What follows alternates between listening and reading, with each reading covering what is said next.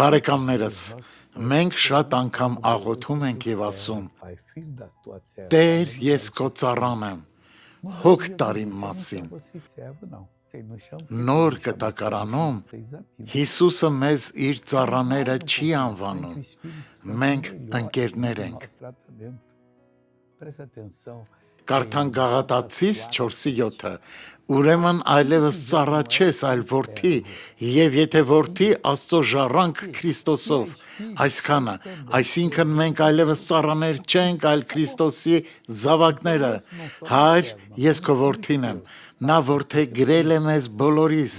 այսպիսով ծառաներ չենք, ինչպես գրված է հին կտակարանում, մենք հիմա ավելի բարձր դիրքում ենք, քանի որ նա Աստծո ժառանգորդն է, հետևաբար մենք նաև նրա ժառանգակիցներն ենք, նա մեզ իր ժառանգորդներն է դարձրել, աղոթենք, Հայր, շնորհակալ եմ,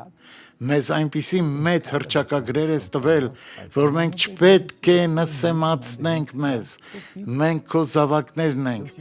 ես ծառայում եմ որպես որդի, սիրով, բայց ստրուկը կարող է չծառայել նույն զգացումով, քանի որ նա գնվել է,